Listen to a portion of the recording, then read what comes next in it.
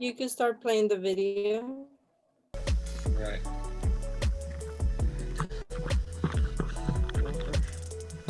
Free flow from this part.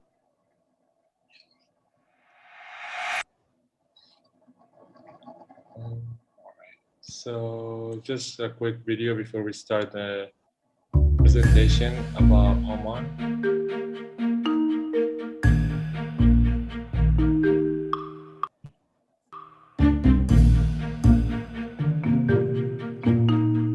Just show you like some like different places and geography in Oman.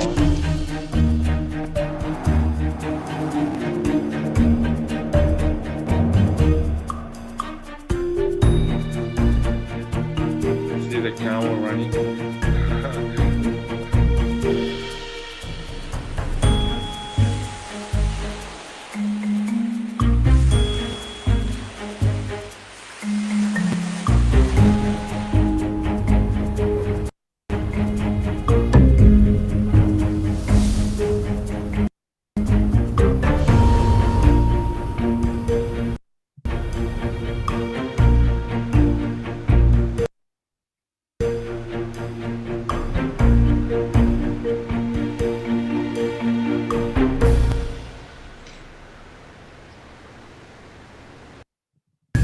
Again, for the people who just came here to the meeting, welcome to a presentation about Sultanate of Oman. Maybe some of you guys heard about it, some of you guys didn't, but today you guys are gonna learn a lot about it.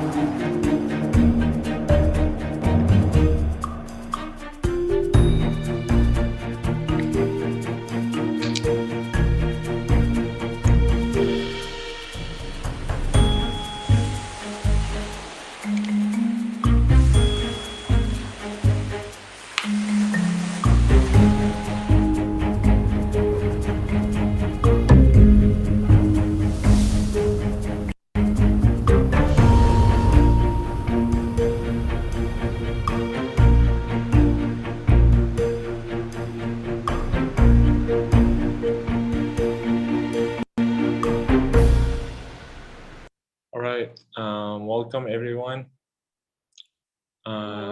Before I start the meeting, Welcome everybody to the coffee hour today. And uh, Hi. Welcome everybody. Thank you for joining us again another Tuesday. This is our last presentation of March. Um, can can you think about it? It's been a year since Fresno State has been working virtually. And so we have great things that we have learned from working virtually. I know there has been some challenging as well, but it's a treat for us to have every Tuesday coffee hour to be having cross-culture conversations, but also to continue in touch. So today's presentation also is from, he's presenting from his own country. So that's even thank you for him for being in the middle of the night presenting here at Coffee Hour in evening here. So without further ado, I'm gonna pass it to Nan so he could present our speaker today. all yeah, right. hello everybody. Good afternoon. Thank you for coming to another coffee hour. It's really great to have all of you here today. And today we have a very special speaker who's from Oman and who is very enthusiastic for coffee hour, and he's one of the few person that reached out to me before I could really start looking for people who would want to present. And he would love to present his home country with a great culture and everything about his home country. And there we have him. He's one of the alumni of Fresno State. And yeah, and his name is Ohatem. And without further ado, I will hand over to Ohatem so he could tell us about his presentation, his country, and his culture. Ohatem. All right, hello everyone. Before I start presenting about my country, I would like to give a quick review about myself. So my name is El Haytham Al Mabsali. I graduated from Fresno State with the business degree in December 2020. And throughout Fresno State, I was the president of the International Student Association, as well as I worked at the international office for almost 2 years, counting COVID time. So with working in the international office, it literally like pushed me forward to meet a lot of international friends and help them, and always like try to present at the coffee hour. I think this is my fifth time, if I'm not mistaken, or sixth time. I don't really remember, but like I always present it every spring, and I really like to present about my country because I believe that my country has a lot of different things that people don't know from outside of the country, and they should know about it. So first of all, where is Oman located? As you guys must, some of you guys know, it's in the Middle East.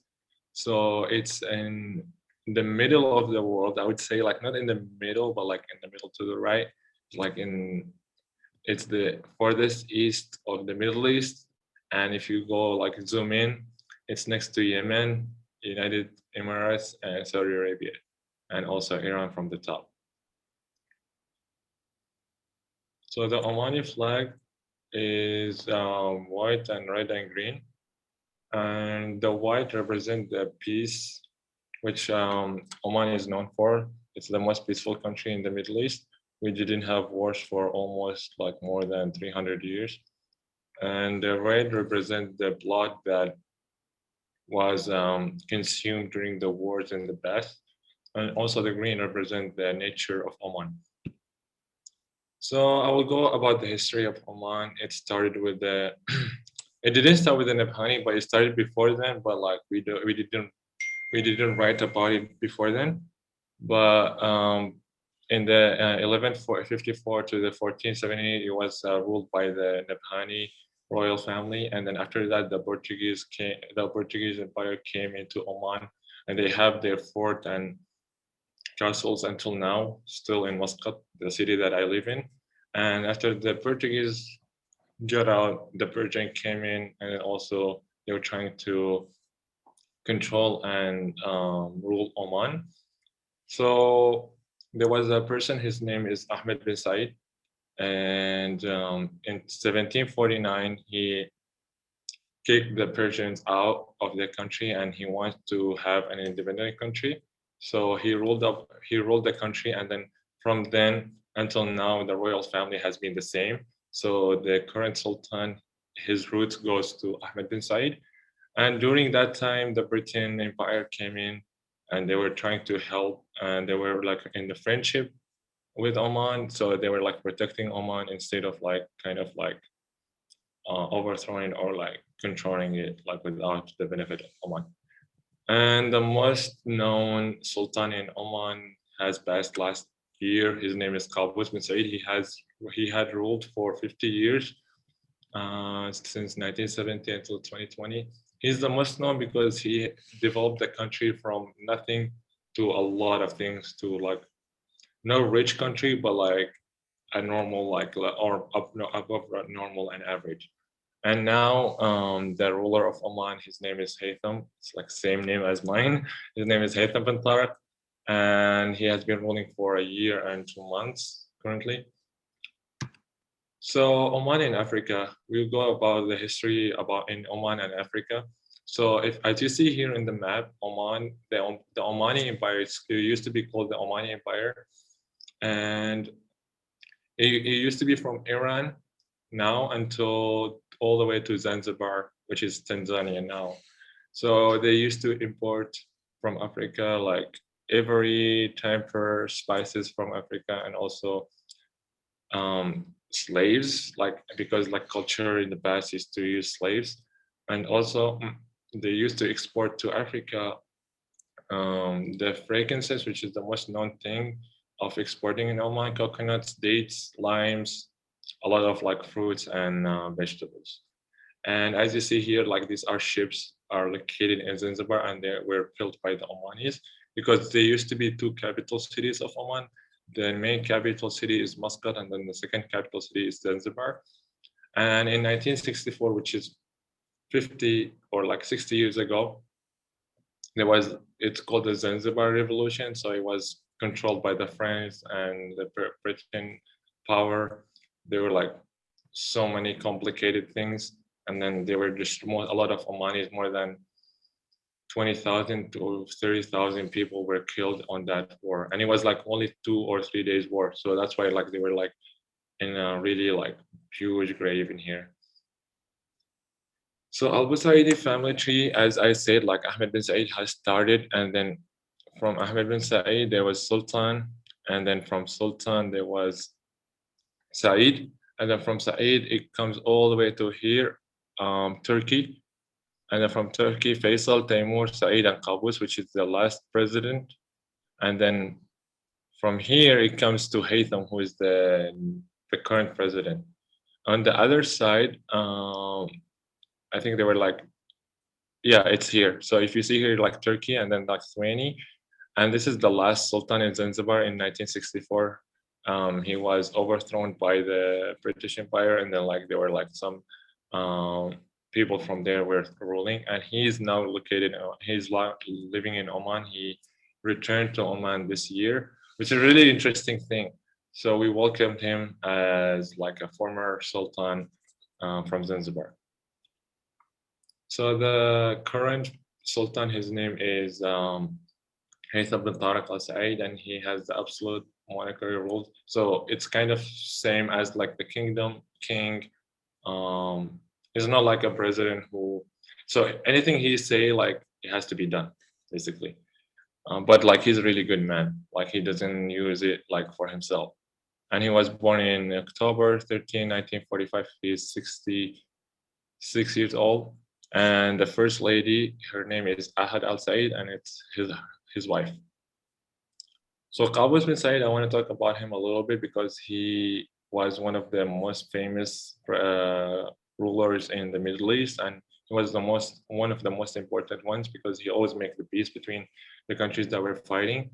And he invented the modern Oman. We call it the modern Oman because Oman history has been there forever, but like he has invented the modern Oman, which is like we're living right now. And he was the oldest ruler in the Arab countries, and he was ruling for almost 50 years. He died last year, unfortunately, and he was known for his peace with all nations, no exceptions. What is Oman known for? It's known for a peaceful country and hospitality. So as you see here, any guest, no matter where they are from, they will be welcome and they will be treated as from like as a family. Like for example, I sometimes I will get jealous from my family whenever they have guests because they will treat them better than me. Like I'm living in the house every day. Why you guys don't make all this stuff for me? But like when there's guests, like they will make everything for them. And also the variety of nature. So as you see here, this is the, I'm gonna show you guys more pictures, but like this is like a small picture of like the variety of nature. We have the ocean, and then it's a port, and then there's a market, and then like there's houses, and then also there's mountains in the back. And also if you go deeper, you will see farms and stuff. So it's like really variety of nature. It's, I would say it's similar to California nature. Languages, we have a lot of languages due to like a lot of like Persians, Portuguese, people from like from Africa and from India. They all come to Oman for trading, and then they live here, they get married here, and then they make families. So there's a lot of languages has been invented in Oman. So the main language is Arabic, and then it comes after that English, which is the second language. And then we have the Jabali, which is basically like from the south of Oman, and they are the people who live in the mountain. They speak Arabic, but like their main language is Jabali. I heard them so many times, but I don't understand them. And the Swahili is mixed between I would say it came from Africa, so it's mixed between the Arabic and French, I guess. I'm not sure, but like that's how it came from Africa. And Baluchi, it came from Iran, the people who are from Iran. And it's mainly used in the north side of Oman because the people who came from Iran, they would like use the Arabic language as well, and then also the Urdu and the Persian, and then they are mixed together to one language. And then Kamzari, it's like this little place. So if you see here from the map, if you go here with a car, if you want to go to this part of Oman, you have to enter the UAE, and then there's a small part if you see here, it's Oman, and after that you go to UAE, and then you have to go to Oman again. It's just like so complicated because there's a lot of families here who are really stick with their like culture, and then they don't want to go within a different country. The area of Oman is 19. I mean, let me read this. 19,000. I mean, 192,000 square feet, and the population is 500 millions. 2.5 Omanis and 2.5 are international. It's like around 55, something like that. 55% are Omanis. The major cities, or I would say like the major ports in Oman, because it's like a really trading country, is Muscat, which is the capital city, and then Musandam, which is like at the top. It's in between like Iran and Oman, this sea. All the ships that goes to the Gulf countries, they have to go through this place. And then Sohar, which is like one of the most like and the biggest port in Oman. And now they are still building the biggest port in Oman. It's called and it's like a Doqom, and it has a lot of things. It has a university, places to live, and everything. It's like a whole city. And Salalah, which is like the south of Oman. The climate of Oman, I'm not gonna lie to you guys, it's hot during the summertime, but it's not like extremely hot. Like if you live by the ocean, it's humid. If you live inside, it's really hot at the daytime, but like it's really cold at the nighttime. And if you live in south of Oman, you will see those things for like a whole 5 months of the year, like from Is it June compared to all the way. Fresno heat? Huh? Is compared to Fresno heat? I don't say it's compared to Fresno heat because Fresno heat is really dry, and our heat, because we live by the ocean, is like the ocean is like surrounded by the country, so it's like humid and heat. So I would say like the humidity a little bit help, but to be honest with you, I will turn on my car, turn on the AC, go take a shower, and then go out with my car. I never like it's really crazy when it comes like especially like in July and August. Animals in Oman, there's a lot of animals. The turtles, they're like there's a place in Oman where there's like I would say like 1,000 to 5,000 turtles are born every day, and then they go to the ocean. I mean, as I read that from those 1,000 turtles, there's only like 10 or 20 live, because like most of them like animals eat them, or like they die, or like they don't reach the ocean.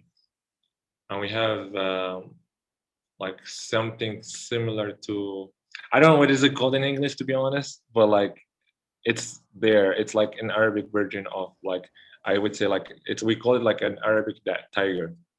And we Leopard. have a fox. Yeah, we have a fox here. We have deers. Um, we have well, and also we have dolphins, and we have camels, and we have other like other animals like cow, sheep, and all the other animals that are available in every country. But those are the most animals that are known in Oman. Popular trees in Oman, palm tree is the most known tree in Oman. We used to have 50 trees in my house. My dad, he took them out, and then he built two twin villas in the back, and we have only 5 palm tree right now. We are also known of the frankincense. It's located in the south of Oman, and we export a lot of it. Like we make like the country makes a lot of money out of the frankincense. And also we have other fruits like pomegranates, and bananas, and also we are really known of the mangoes. So we eat the mango when it's green, like because it's really like a lot of we have a lot of mangoes. We eat them when they are green. We put like salt, like peppers, lime on them. And then also we eat them when they are ready, like when they're like yellow. Customs and traditions. As you see here from the picture, like you would see like a lot of different like things on their head, like different colors. So this is like the most thing is like the most formal thing that we use, but also we use another thing like this. We call it kama. It's like a hat, and it's easier to wear instead of like making this, because this is like take at least 5 to 10 minutes if you are making it like really quick, but like if you're taking your time, it's gonna take you like 15 or 20 minutes. And as you see here, like the Sultan has different clothing. Are you So wearing a he, hat or what are you wearing right now? so I'm wearing a hat inside, but this is like we call it musar, and it's like a turban, like we just like round it, and then like we make the like the this thing like show out. Like you have to make it really, like you have to be careful when you are making it. So the Sultan has different form of clothing. So this is like the most formal one when he like says speeches, or like when there's like a national day when it's like really really formal. When there's a guest for him like coming from outside of the country who wear this like for dinners, like some like parties and all that. And the white hat, like the white turban that he wear, is he only wears it when he goes out. Why? Because he always represent the peace. Like it's just like it's in his blood. Like peaceful. It's a peaceful country. I'm peaceful. I have to be peaceful even with my hat. That's how his thinking is. And this is like when he goes like to foreign countries, like not Arab countries, like Europe, United States, and all that. So he respect other cultures too, and he wear like their kind of like something similar to them. And this is his like army, I would say, like navy, army navy like clothing. And this is like on the celebration every national day. And as you see here, the new sultan has, because it's COVID and he cannot go out and all that, he only like did like a speech, like I think two speeches, and he was like with his formal clothing. So as you see, this hat is only for the sultan and his royal family. Women clothing, we have different women clothing. So as you see on the picture on the right, so on the bottom these are called the Omani costume, like Omani, like from Oman, and this one is from so this is like the north and the middle of Oman. This one is like from the east of Oman. This is like the Baluchi, which is like the people who came from Iran. They like kind of mix their clothing and Omani clothing, and then they became like with this clothing. And then this is from the south of Oman. And also these pictures like shows different colors of those clothing. Khanjar. So as you see here in the top, I put like our country's logo, and it's the Khanjar and two swords. So the khanjar is the main thing that we wear as also a formal clothing, and there's like different types. This is the royal family khanjar. It used to be only for the royal family, but now everybody could use it. And this is from the east of Oman, and this is from the north of Oman. So the one that I use is something like this. So as you see, they look similar, but the top of it looks different. If you see, so this is like all made of silver. This is made of like the giraffe, some like the giraffe. I don't know, like that. The giraffe corn, I guess. And then this is like made of every. But now they just like make fake ones so they could protect more animals. And this is the sword, and it's the royal sword. It's made of gold and leather. Holidays, we have a lot of holidays. So we have Isra wal Maraj, which is like celebrating like the memory of like when the Prophet Muhammad, he went from Mecca to Medina, and it was like really long story. And we respect that. We have like Eid al-Fitr, which is one of the most thing. It's like similar to Christmas, but it's for Muslims. We have Residence Day, and where like the Sultan, the last Sultan, he started ruling and he changed Oman from the old Oman to the new version of Oman. And we really like make a big deal of that. And we have other holidays, and the national day is November 18th.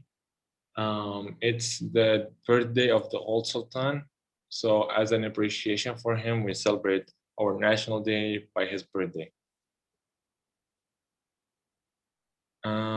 In Eid, we wear these. So some people wear this, some people wear like the girls, they wear like different things.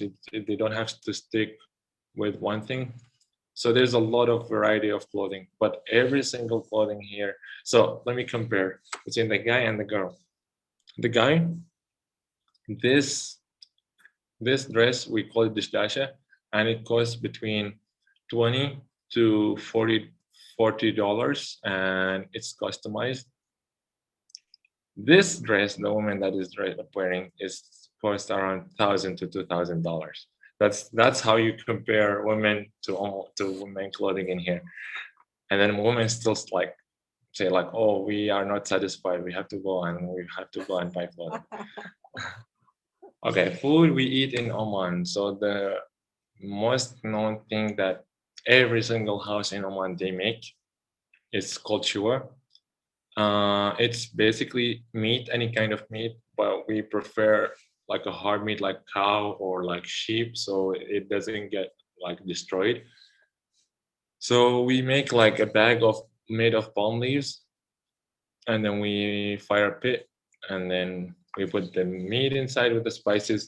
We put it inside the pit, and then we leave it there for 2 days. Some people leave it for one day, and after that we bring it out, and then when it comes out, it comes like that, and then we put it over the rice. So as an example, I took a video last week. We did it in the house, just like a snapshot, like that's me. So we put it inside the pit, we close it, and then the next day we open it, take it out,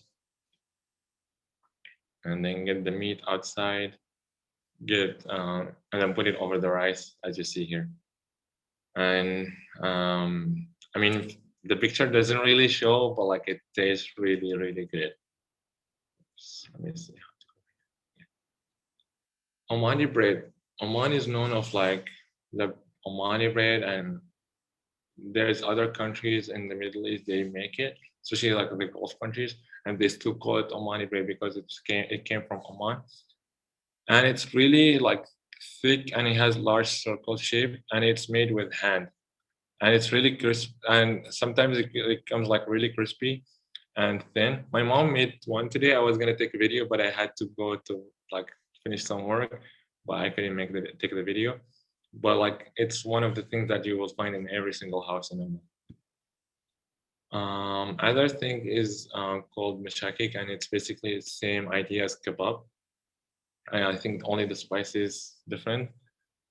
Um, and as you see here, some people will just eat it like this from the skew, and then some people will put it with the rice. And also I have another example of making it. So you turn on the fire with the charcoal, you stuff it in there, and then, I mean, this is how it looks. I'm sorry guys if I am making you guys hungry, but like You are. I'm hungry too. And then after every meal we have to drink a tea, and it's different tea. It's milk tea, but we make it like we let it boil to the point that it just become one. Like the tea and milk is just like you don't taste the tea, you don't taste the milk, but you taste something else. It's just really amazing. So this is a video of me. Like we drink it actually like we drink it in the morning and then in the night every day. So dates also, as I said, like the palm tree is the most known tree in Oman. So we get the dates from it. And when the date come out at first, it become like this. So it's either yellow or red. It doesn't have other colors. And then as long as like the longer you make it, like you leave it outside, the drier it comes, and then it become like this. and after that, people will make sweets with it. Um, the next thing that we are known of it's halwa, and it's basically like the meaning of halwa is sweet, and it's called Omani sweet. We call it Omani halwa, and as you see here, like it's been dessert in Oman. I mean, in Arabic, it's the most famous Omani sweets.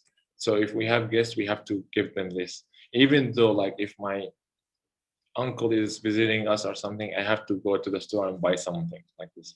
Like, it's just like something that we treat guests with, and it has a really strong texture, and it's like thick. I don't know how to describe it. I mean, like if you guys have to try it if you guys have get the chance. I mean, unfortunately, I don't think I will be back to the US like soon, but if I will ever be back, I will bring some. Um, so this is like they make it in this like like big bowl, and then like they will like make a lot of decorations with it. And as you know, you cannot eat sweets without drinking coffee. And this is coffee, we call it kahwa. And our coffee is not dark, it's not black, and it's not yellow. It's like in the middle. So, like we make it like to like whenever like we don't cook it, but I don't know where is the different word it's called, but like whenever we make it, we don't burn it. Like it just tastes like perfect. And we eat it, we drink it in shots because it's really strong. Tourism in Oman, this is the most amazing thing that you would hear about Oman. I know like there's a lot of things. I was talking to my dad earlier and I was like, if I'm gonna talk about Oman, I'm not gonna finish. Like I've been like showing you a summary about like everything. So the first thing, the most I would say like the recent thing is the opera house, and it's if not the biggest, one of the biggest opera houses in the Middle East. And we have the special orchestra, like the Omani orchestra team, and they got like a lot of prizes. It's 5 minutes away from my house, and it's been there for 10 years, and I never visited yet. I don't know why. What? You're I don't know why, making because every time I come to Oman or like I'm here, they like the artists they don't come. They come during the winter time, and during the winter time I'm in the US. But hopefully COVID finishes before the winter. And also, if you come to Oman, obviously you have to look for hotels, and those are like hotels are located in Muscat. So I live like 5 minutes away from the airport, and those places are really close to the airport too. So as you see here, this is one of the most famous ones because this hotel is like by the ocean and the beach, and then there's mountain, and if you go behind the mountain, there is like farms, and also there's like a lot of like beautiful views and places. And this is in my neighborhood, and also this one is in my neighborhood. But like there's a lot of different hotels you could choose and pick and choose. Mosques also like one of the things that our government focuses on because, and also whenever we build a mosque, we have to put like the Omani culture on it. So as you see here, like the texture of like the mosque from up, like from the top, like if you go there, like and you look at the details, you would see like a lot of small details that they are there, and it's like this carpet. It costed around $3 million, and it was I think if I'm not mistaken, it was made inside the it was made inside the mosque because it's really really large, and it's really really large to take out. So it was made inside the mosque, and that's why it costed a lot. This mosque is so this one and this one are yeah, those two are in my neighborhood. So this is basically like my neighborhood. It's over here, and this one is like in a different city. And most of the mosques, like this one and this one, they were built by the old Sultan money. So it was by his money. It wasn't from the government because he was like building a lot of mosques, a lot of things, just like for out of his pocket. Souks, which is the market, we call it souk. We have three main markets in Oman. One is like in the north in Muscat, one is in the middle of Oman, and one is in the south. And this souk is like the one in the north, and it's 15 to 20 minutes away from my house. It's really beautiful because, as I said before, it's like next to the port. There's a street in here, a market, and then there's houses, and then there's mountains. You go for hiking and stuff. And this is how the market look inside. Forts and castles. So as you guys saw in the beginning of this presentation, that Oman is known for the old history, and there has been like built like more than 500 castles and forts. If I'll show a picture of every single one, I'm not gonna finish today. But like those are the most known forts in Oman. Fort of Suhar, which is in the north. Actually, all of them. Oh wait, no, I'm sorry. So the first one is in the north of Oman. This one is in Muscat, and this was built by the Portuguese. Those two, yeah, those two were built by the Portuguese. And there's another fort, is called Behla Fort, and that fort is one of the most scariest thing because people believe that ghosts and demons live in it because nobody uses it forever. And I mean, it's just like I feel like it's just like a thing. It's not a real. Salalah, one of the most attraction places in Oman, as I said in the beginning. So Salalah has a tropical weather from like late May all the way till October, and throughout these months, or like from June to September, it's like a difference every year. And throughout these months, there.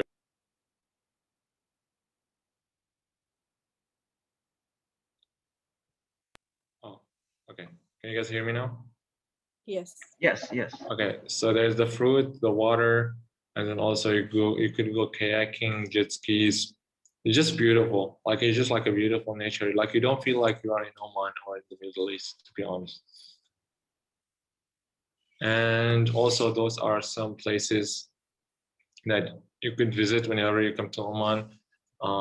This is a place where people believe that there was a shooting star came into Earth, and then it hit the ground, and then the water came out, and then people go there and swim. And to be honest with you guys, I never been there, but people, it's like an hour away from my city, but people say that it's this deep, it's endless. So I'm like, I don't want to go there. I don't want to die soon. And those are also places like where you would find like small waterfalls, but they're good for refreshing because the weather is hot, like during the summer.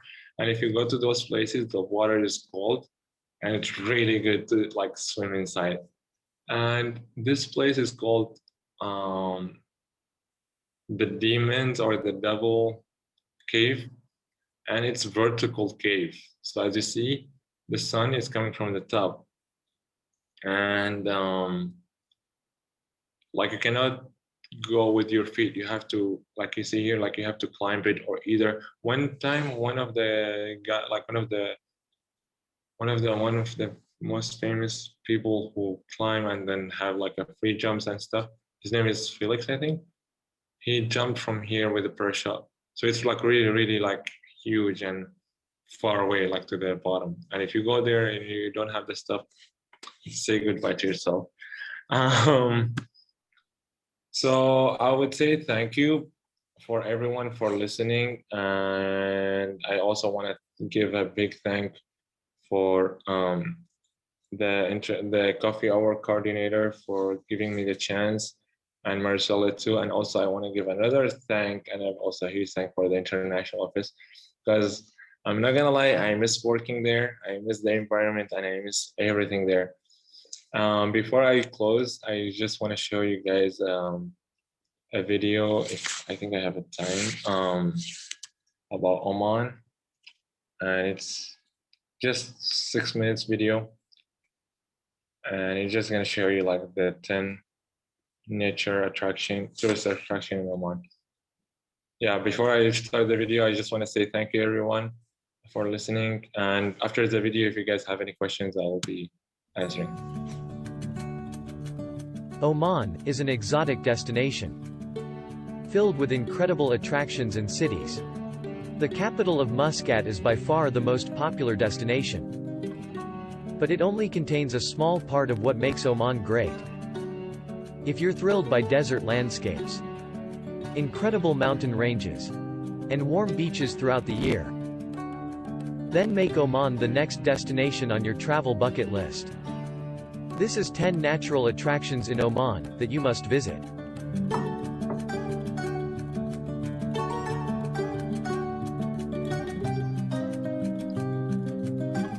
Wadi Bani Khalid is a wadi, about 203 kilometers from Muscat. It is the best-known wadi of the Sharqiya region. Its stream maintains a constant flow of water throughout the year. Large pools of water and boulders are scattered along the course of the wadi. As a geographical area, the wadi covers a large swath of lowland and the Hajar Mountains.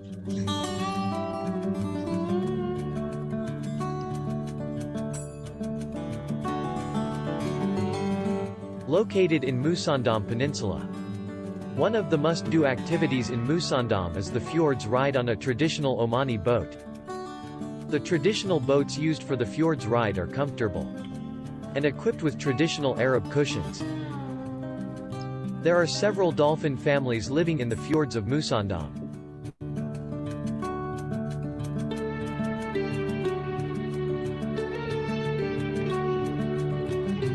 Wahiba Sands, or Ramlat al-Wahiba, is a region of desert in Oman. The region was named for the Bani Wahiba tribe.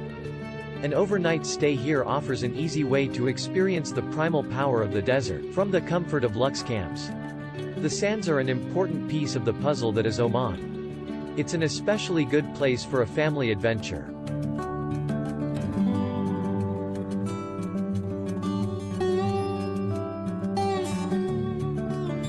Jebel Shams is a mountain. Located 240 kilometers or 150 miles from Muscat. It is the highest mountain of the country and part of Al-Hajar Mountains range. It is one of the must-see attractions for any visitor to Oman, with views of the Al-Nahor Canyon so spectacular to be labeled as the Grand Canyon of Arabia.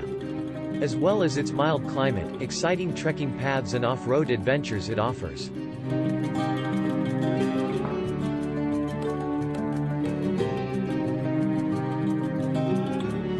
Located in the Al-Sharqiya region in Oman, Wadi Shab is a very popular outdoor attraction for both locals and expats. People come here for the nature, to swim in the fresh water pools, or just to have a barbecue. The main attraction of the wadi is the waterfall in the cave, which you can reach after a roughly 40 minutes hike.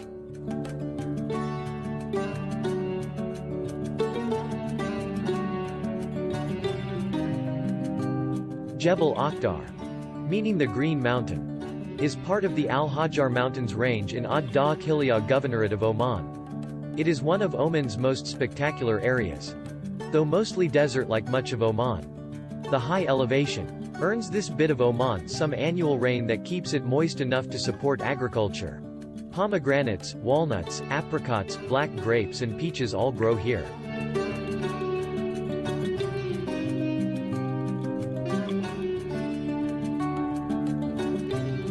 Ras Al Jians is a nesting site for green turtles, as also is the beach at the local village of Ras Al Had. It is a unique natural landscape with unspoiled shorelines, golden deserts, luxuriant green oases and rugged mountains. It's probably the most important nesting concentration on the Indian Ocean. Important archaeological discoveries have also been made at this site.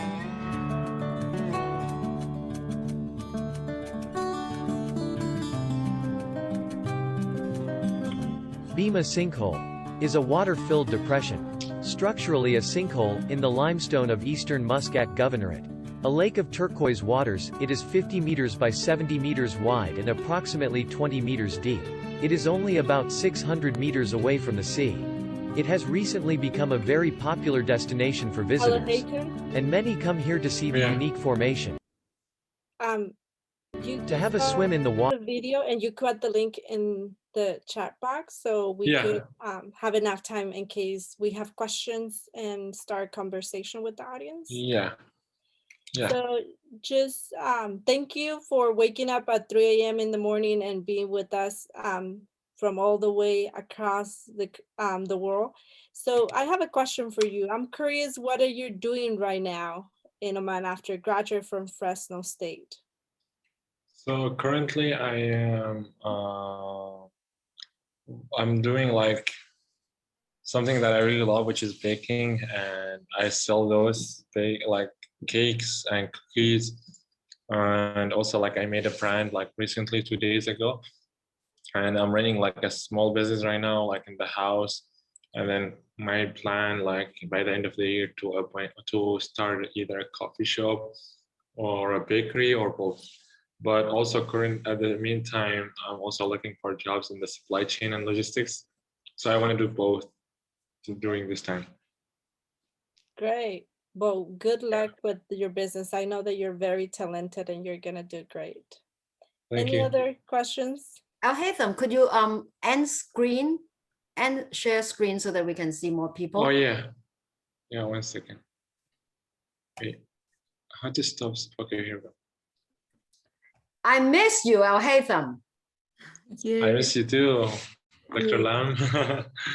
you are a wonderful ambassador from Oman, and you have in normal time, I imagine you you have done that. You would be at Fresno State helping us to do the turban. You remember that time? Yeah.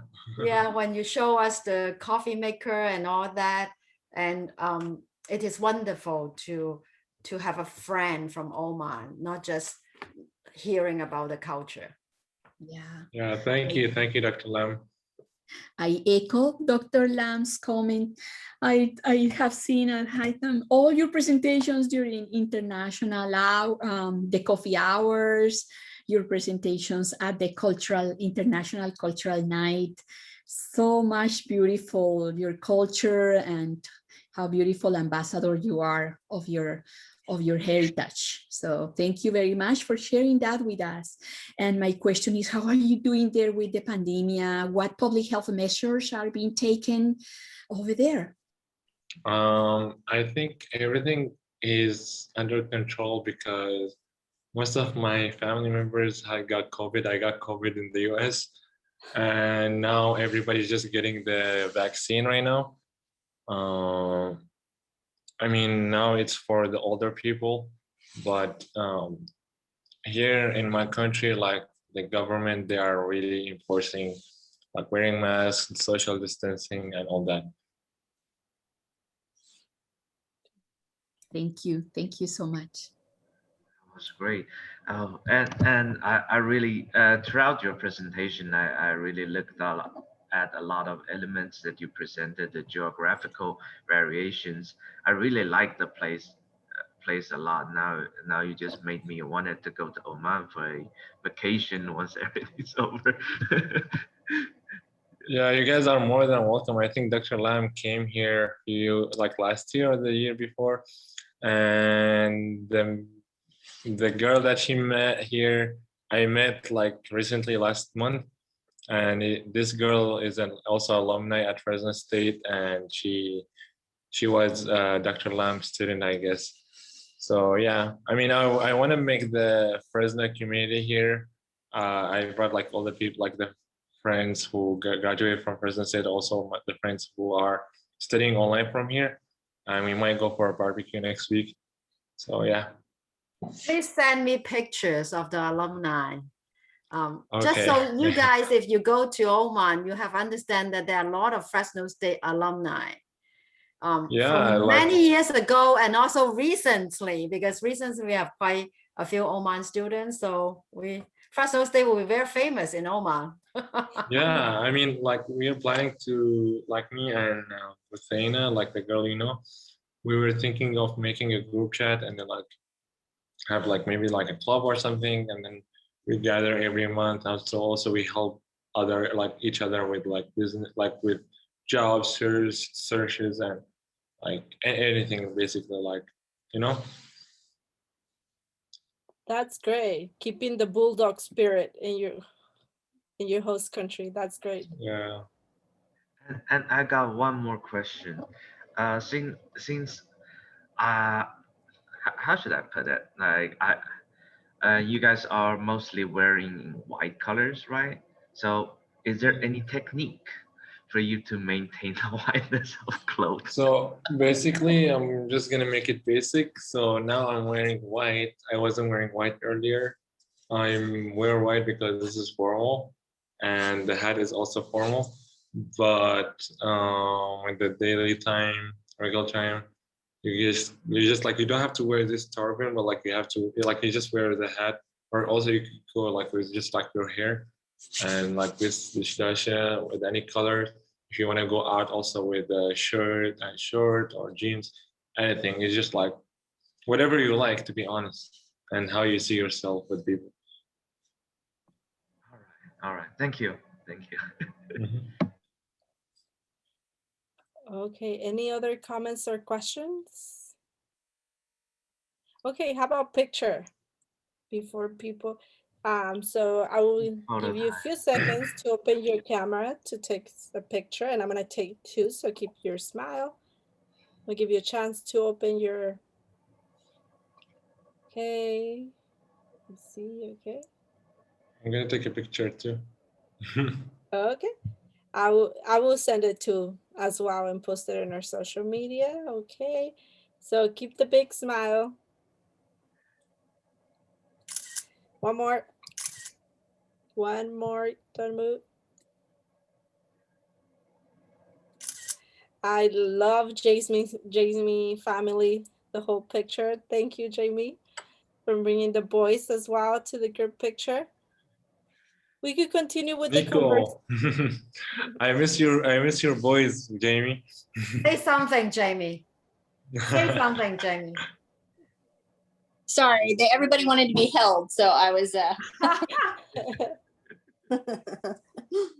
Yeah, they're getting so big.